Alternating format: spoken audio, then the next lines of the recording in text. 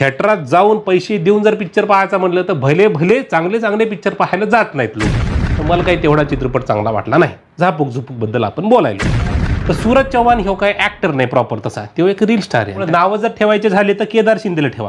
राम राम मंडळी, सूरज चव्हाणचा झापूक झुपूक पिक्चर आलेला आहे आणि ते पिक्चर पाहून काही लोकांचा मुळव्याधीचा कोंब फळफळायला लागलेला आहे. म्हणजे रानडुकरांना ढोंगणाला धडकी दिल्याच्या नंतर जशी ढोंगणाची आग होती तशी ढोंगणाची आग हे पिक्चर पाहून यायची झालेली अशी मला वाटायली. तर काऊन वाटायली तर हे असं रील टाकायला येतं, पोस्ट टाकायला येतं, व्हिडिओ टाकायला येतं का बा थिएटर रिकामं आहे म्हणजे पिक्चरमध्ये मजा नाही, अशा प्रकारची त्याची आग जी आहे ढोंगणाची ती तिथं आपल्याला दिसायली. पुन्हा एकदा त्याच्या ढोंगणाची आग झालेली आपल्याला इथं दिसायली. तर पुन्हा एकदा म्हणजे आधी केव्हा झाली होती आग यायच्या ढोंगणाची, तर जेव्हा सूरज चव्हाण बिग बॉसचा विनर झाला होता तेव्हा देखील यायचा मुळव्याधीचा कोंब असाच फळफळला होता.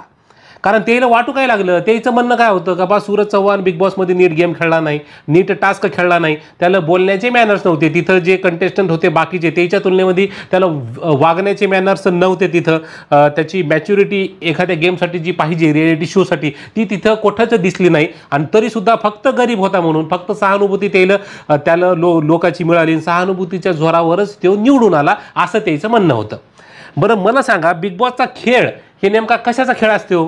का कोण्या कंटेस्टंटला जास्तीत जास्त वोटिंग मिळते त्याचा हे खेळ असते. आता सूरज चव्हाणला त्याच्या गरिबीमुळं सहानुभूतीमुळं जरी समजा वोटिंग मिळाली हे आपण मान्य केलं तरी सुद्धा विजेता तर तेव्हाच आहे ना, कारण खेळ शेवटी वोटिंगचा आहे. म्हणजे तुम्ही बिग बॉसमधले टास्क किती चांगल्या प्रकारे खेळता याचा ते गेम आहे का? मुळात ते गेम त्याचा नव्हताच. वोटिंग लोकांना कोणता कंटेस्टंट जास्त चांगला वाटतो त्याचा ते गेम आहे. त्याच्यात जर समजा सूरज चव्हाण लोकांना चांगला वाटला असं तर तुमची काऊन जळाली? मग ते गरिबीमुळे वाटू द्या, नाही तर मग त्याच्या सहानुभूतीमुळे वाटू द्या, कशामुळे वाटू द्या, तिथं तो लोकांना चांगला वाटला, लोकांना त्याला वोटिंग दिलं, तो जिंकला. पण नाही, याचं जिंकणं बऱ्याच लोकांना तिथं सहन झालं नाही. म्हणजे बऱ्याच लोकांच्या मोठ्या मोठ्या पोस्ट होत्या की कसं हे चूक आहे. काही चूक नाही. वोटिंग झाला जास्त तो विनर, म्हणजे तिथं तर सरसकट तो तिथं विनर होता, त्याबद्दल काही म्हणणं नाही. पण आता हे पिक्चर आलं तर पिक्चरच्या बाबतीतही ते व्हिडिओ काढून टाकायला येतं का पिक्चर फ्लॉपच हे आणि थिएटरच रिकामे आहेत, पिक्चरला क्वालिटीच नाही, सूरज चव्हाणची गरिबी कॅश करण्यासाठी फक्त हे चित्रपट काढण्यात आलेला आहे, चित्रपटाला दर्जाच नाही, कथा पटकथा संवाद जे काय ते सगळं सुमार आहे सगळं, आणि पिक्चरला क्वालिटी नाही, दर्जा नाही, असं त्याचं एकंदरीत म्हणणं आहे. बरं आता दर्जाच्या बाबतीत जर बोलायचं झालं तर मला फक्त तुम्ही एक गोष्ट सांगा का फेब्रुवारी महिन्यात मराठीमध्येच एक पिक्चर आला सला ते सला नाते, उत्तम चित्रपट होता. म्हणजे खतरनाक स्टोरी होती, खतरनाक डिरेक्शन होतं, वेगळ्या धाटणीचा चित्रपट होता, म्हणजे दर्जेदार चित्रपट होता.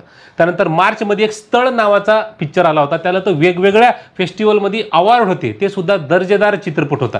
पण हे दोन्हीही चित्रपट थिएटरमध्ये जास्त काळ टिकले नाही. म्हणजे एका आठवड्यात तेले थिएटरातून ते पिक्चर काढून घ्यावं लागले. काहून? चित्रपटाला दर्जा नव्हता, दर्जेदार होता चित्रपट. पण मग ते दर्जेदार चित्रपट असताना ते चित्रपट बघायला मराठी प्रेक्षक गेले नाही. मग तेव्हा तुम्ही व्हिडिओ काढून टाकले का की हे चित्रपट खरंच दर्जेदार आहेत, तुम्ही बघायला जा म्हणून? नाही टाकले. मग तेव्हा तुमच्या तोंडात कोणी काही कोंबलं होतं का पांगलेली शेंगदाणे तुमच्या तोंडात टाकले होते, शिमला मिरचीचा ठेचा करून तुमच्या तोंडात टाकला होता कोणी का हे पिक्चर चांगले हे तर तुम्ही थिएटरात जा म्हणून बघायला? तेव्हा तुम्ही केले नाही, तेव्हा तुम्ही गप्प बसले. पण आता झापूक झुपूक आलाय तर तुमचं काय म्हणणं आहे का फ्लॉप आहे? म्हणजे तुम्ही व्हिडिओ काढू टाकायले का पिक्चर फ्लॉप आहे, पिक्चर फ्लॉप आहे, पिक्चर फ्लॉप आहे, म्हणजे नुसती बोंबाबोंब उठवली तुम्ही.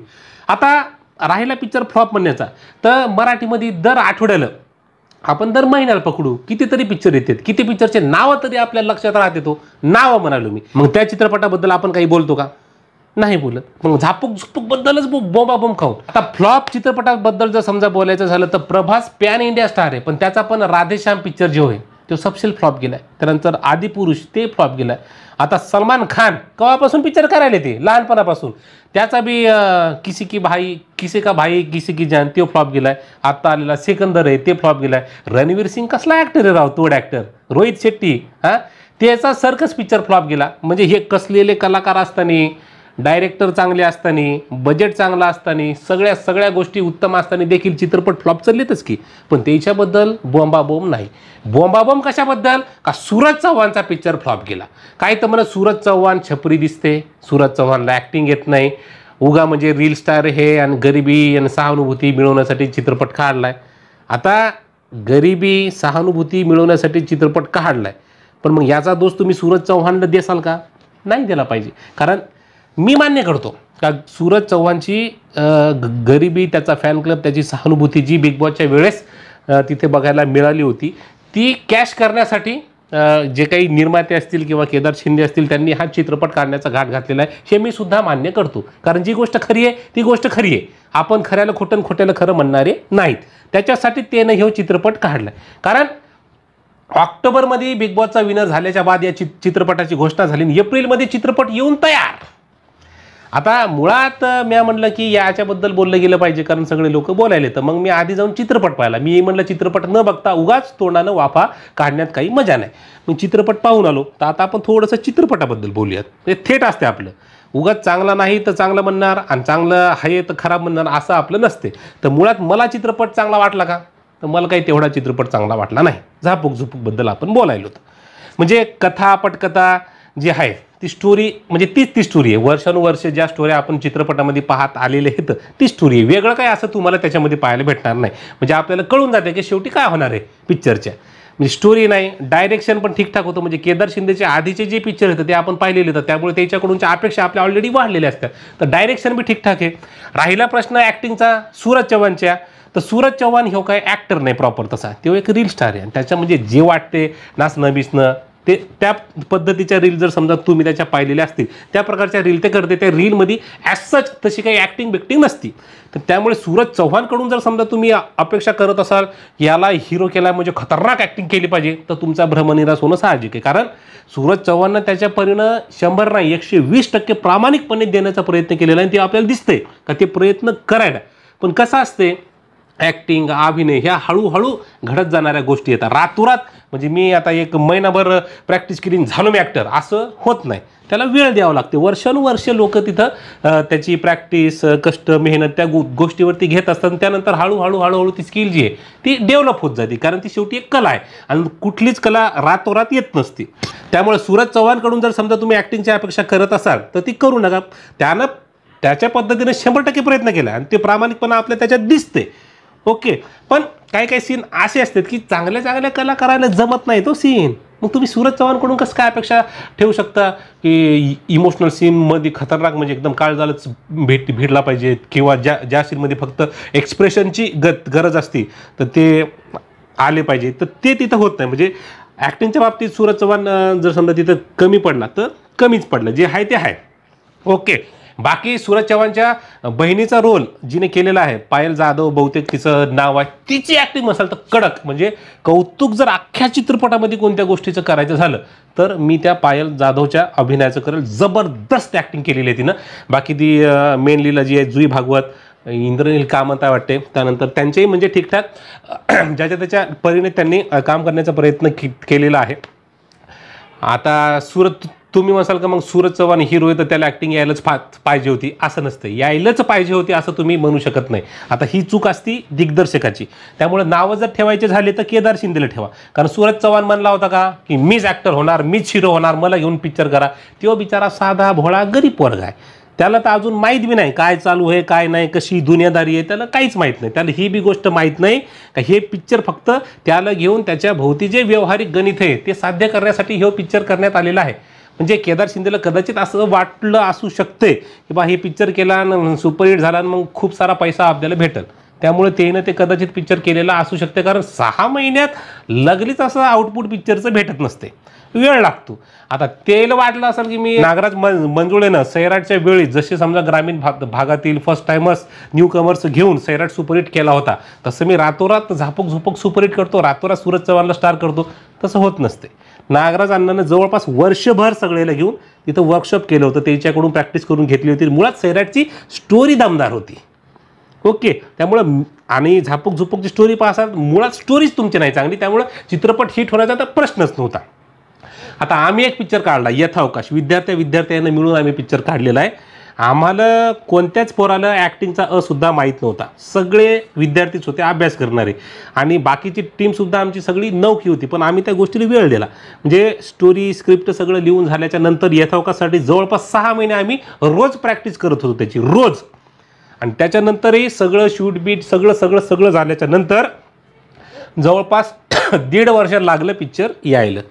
आता यथावकाश ज्या ज्या लोकांना पाहिलं असेल तेला माहीत असेलच, कारण एक सुद्धा कमेंट निगेटिव्ह आली नाही. मुळात आम्ही ते पिक्चर काय थिएटरसाठी बनवला नव्हताच.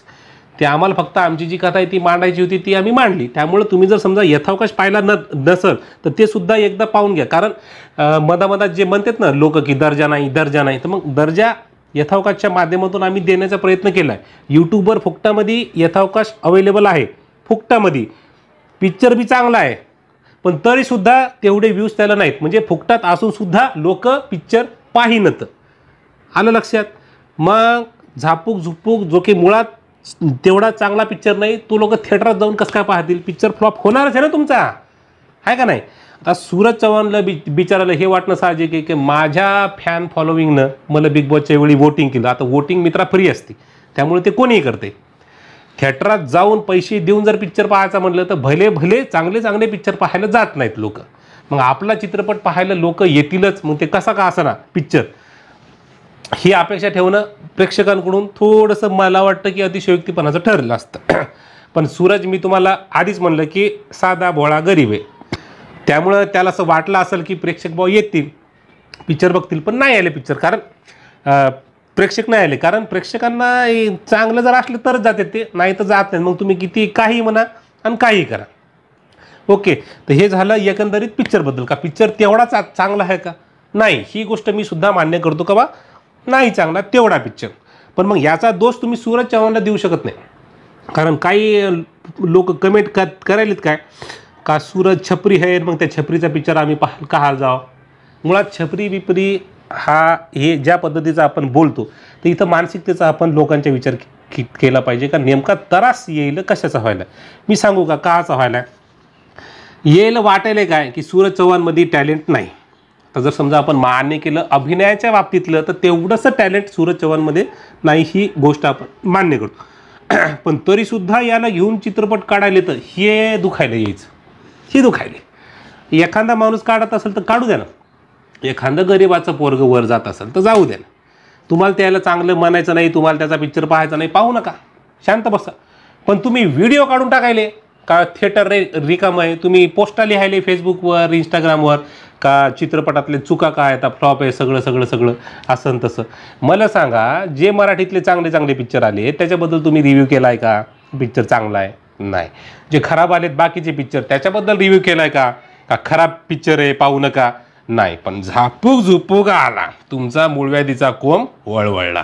काहून? तर मी तुम्हाला सांगितले त्रास व्हायला. सूरज चव्हाण कसं काय, म्हणजे ते नीट दिसत बी नाही, नीट ॲक्टिंग बी येत नाही, नीट बोलता बी येत नाही, वाचता बी येत नाही, गरिबीतून आले, माझे कसं काय वर चाललंय, या गोष्टीची अडचण व्हायली, या गोष्टीचा त्रास व्हायला. तर ते त्रास तेवढा करून घेऊ नका, अलग लक्ष. कारण पिक्चर फ्लॉप ढिगाणं होते. एखादा सुपरहिट होतं, एखादा हिट होते. फ्लॉप होणारे पिक्चरची संख्या जास्त आहे, त्याच्याबद्दल आपण गप येतं आणि झापूक झुपूकचा तुम्हाला त्रास व्हायला. तर ती त्रास थोडासा कमी करून घ्यावा असं मला वाटते. पिक्चर चांगला नाही तर प्रेक्षक ठरवतील ना, त्याला ठरू द्या जायचं का नाही, तुम्ही कोण सांगणार आहे? बरं, सांगायचंच असेल तर मग सगळ्या पिक्चरबद्दल सांगा, झापूक झुपूकच काऊन एकटा, त्याचाच काय त्रास एवढा नेमका व्हायला? तर मी माझं जे मत होतं की मला पिक्चर तेवढा चांगला वाटला नाही, मी सांगितलं का नाही. पण मी काय रील करून टाकली नाही ना पिक्चर फ्लॉप आहे जाऊ नका ना असं नका. शक्यतो मी पिक्चर पाहायला जातच नसतो, पण हा पिक्चर पाहायला मी गेलो आणि पिक्चर मला कसा वाटला ते मी सांगत असतो लोकांना. पण एखादा समजा कुणाचं जरी त्यातून भलं होत असेल तर मला असं वाटतं की मग ते लोकांना ठरवू द्या. म्हणजे वाईट आहे म्हणून आपण त्याला वाईट म्हणलंच पाहिजे असं नाही. एखादा गोष्ट जर चांगली असली तर तिचं जास्त कौतुक करा, रादर जे वाईट आहे त्याला जास्त वाईट म्हणण्यापेक्षा. ते प्रेक्षकांना ठरवू द्या, कारण प्रत्येकाचा चॉईस वेगळा असतो. तुम्हाला नाही आवडला, बाकीच्यांना तो पिक्चर आवडू शकतो. त्यामुळं मला तर असं वाटते का बा दोष जर समजा कुणाला या पिक्चरच्या माध्यमातून द्यायचा असेल तर निर्माते जे आहेत त्यांना द्या, दिग्दर्शक जे आहेत त्यांना द्या. सूरज चव्हाणला तुम्ही ट्रोल करू नका, कारण त्या बिचारायला काहीच माहीत नाही काय व्हायले.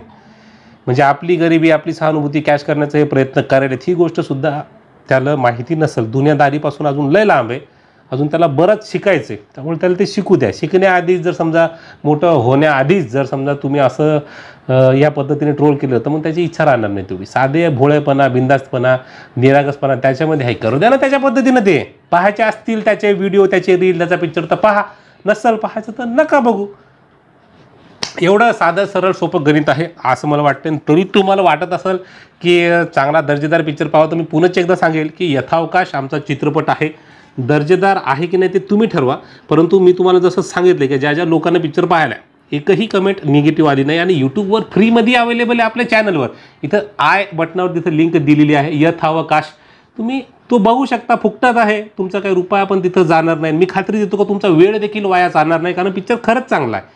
बाकी झापूक झुपूक पिक्चरबद्दल तुम्हाला एकंदरीत काय वाटतं ते तुम्ही मला सांगू शकता. मला काय वाटतं ते व्हिडिओच्या माध्यमातून मी तुम्हाला सांगितलेलं आहे. बाकी स्वतःच्या परिवाराची काळजी घ्या, कारण ऊन भयानक तपायले. त्यामुळं उन्हाचं काही जास्त बाहेर जाऊ नका. आणि ज्याचे मुळवादीचे कोंब फळफळ करायले तर ते करत राहा बाबा. आता काय ते धन्यवाद.